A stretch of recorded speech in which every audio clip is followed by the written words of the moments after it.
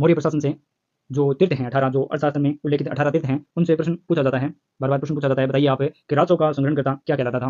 राजस्व का जो संग्रहणकर्ता है वो क्या कहलाता था, वो स्मार्ता है। स्मार्ता जो था वो राजस्व का संग्रहणकर्ता था। फौजदारी न्यायालय का न्यायाधीश क्या कहलाता था। फौजदारी न्यायालय का न्यायाधीश कौन होता था। फौजदारी न्यायालय का न्यायाधीश जो था उसे प्रतिष्ठा कहा जाता था।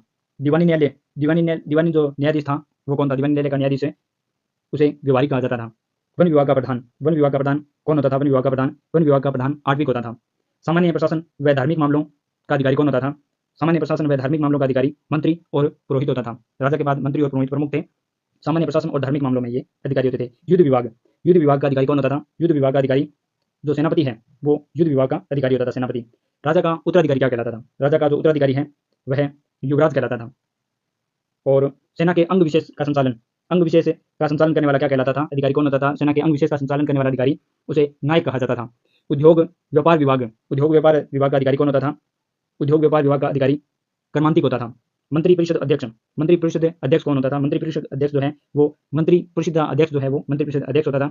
सैन्य रसद सामग्री प्रदान करने वाला अधिकारी कौन होता था। सैन्य रसद सामग्री प्रदान करने वाला अधिकारी जो है उसे दंडपाल कहा जाता था। सीमावर्ती दुर्गों का रक्षक करने वाला अधिकारी था वो कौन था, अंतपाल। उसे अंतपाल कहा जाता था। सीमावर्ती दुर्गों का रक्षक होता था। दुर्गों का प्रबंध करने वाला कौन सा अधिकारी होता था, उसे दुर्गपाल कहा जाता था। जबकि सीमावर्ती दुर्गों का रक्षक अंतपाल और दुर्गों का प्रबंधक दुर्गपाल। नगर प्रमुख अधिकारी कौन होता था। नगर प्रमुख अधिकारी जो है वो नागरिक होता था। राजप्रसाद का मूल अधिकारी कौन होता था। राजप्रसाद का मूल अधिकारी द्वारिक कहलाता था। द्वारिक राजप्रसाद का मूल अधिकारी होता था।